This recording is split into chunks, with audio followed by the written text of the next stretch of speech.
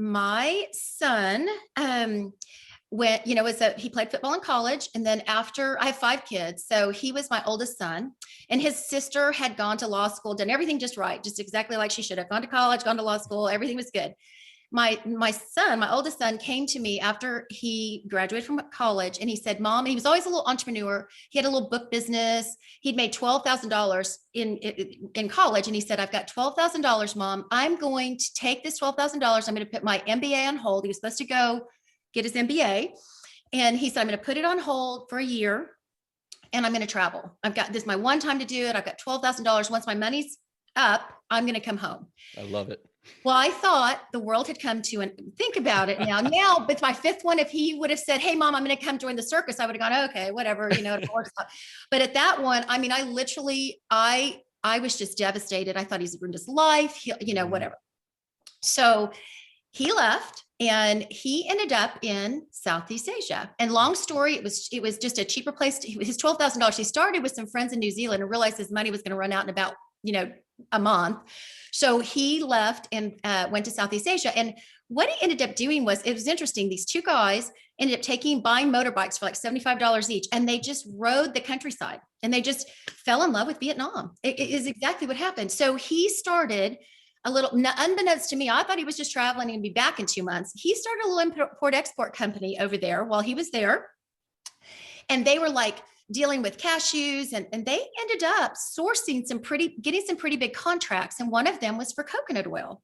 So he got into, going into the factories. He was actually on the ground, and his partner was Vietnamese. So they actually had access to things that as Americans, when we go over and look at factories, we don't see the real story. Sure. So he was, they were in the middle of all this, and they were sourcing, and by that time I had gone holistic in my approach to medicine.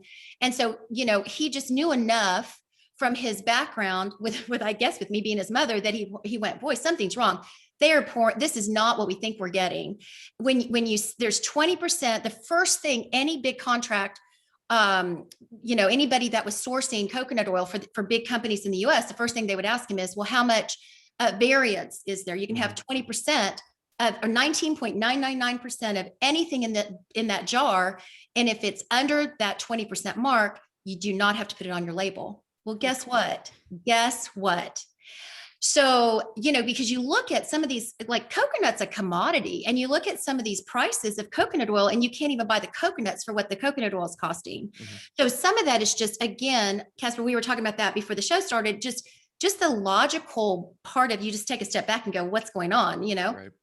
So he actually stopped. He had kind of almost like a moral check, and he just stopped doing anything with coconut oil. It was so gross, and the way that they were producing it was so unethical. Mm-hmm. And he walked away from it completely, which was interesting. He just thought, I can't send that to the United States. And and I will tell you, it was cute because his older sister had our first grandbaby. And she said, Luke, I'm using your coconut oil. I'm putting it all over Ava. And he said, yeah, don't put that on the baby. Oh, no. I got the good one. I went and I got the really good one. And, and he said, yeah, don't put that anywhere on the baby. So he took a step back, and he kind of got away from coconut oil. At that point, they were sourcing sand to India and whatever. Okay. So he was in this middle of the sand deal, SAND, like real, in the middle of the jungle of Vietnam. And this little man walked out of the jungle that was Vietnamese, that spoke perfect English, and said, oh, I heard there's, and my son's played football in college, this big American with blue eyes. And he said, I heard there's an American here. What are you doing here? And Luke goes, what are you doing here? This guy spoke perfect English. Of course, Luke's got a translator with him. And he said, come. He said, I'm actually an engineer and a scientist. I developed airplane parts for Lockheed Martin my whole career. I retired early.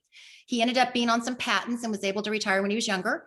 He went back over to his mother's village in Vietnam. And he said, I had an idea when I was in Canada at the time. And he said, I saw wheat being processed in the field. And he goes, the coconut oil that we get in North America isn't real. And Luke goes, no, I know that. And he goes, well, I've made it. He said, come and see what I've got.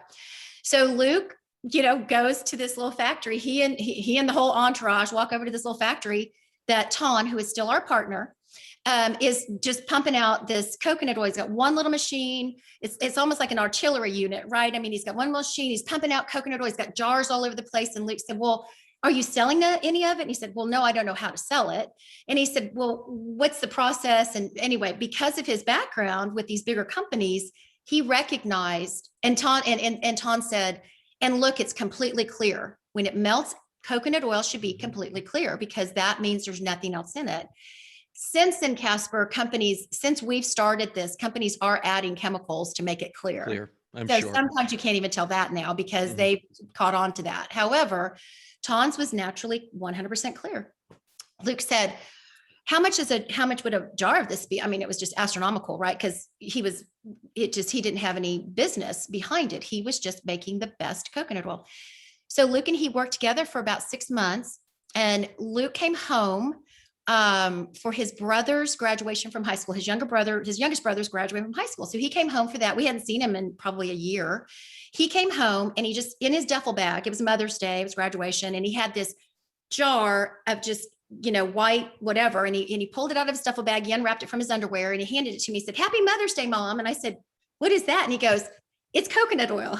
And I said, oh, well, thanks, and I knew that coconut oil wasn't very good at that point, so I wasn't that impressed with it. But anyway, well, thanks so much, honey. What a sweet Mother's Day gift, whatever.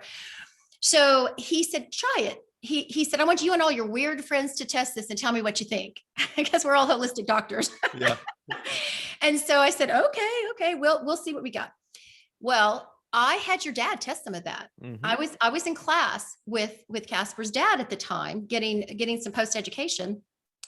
And your dad basically said, what is this? Mm-hmm. And I said, this is coconut oil. So that's where the story comes in.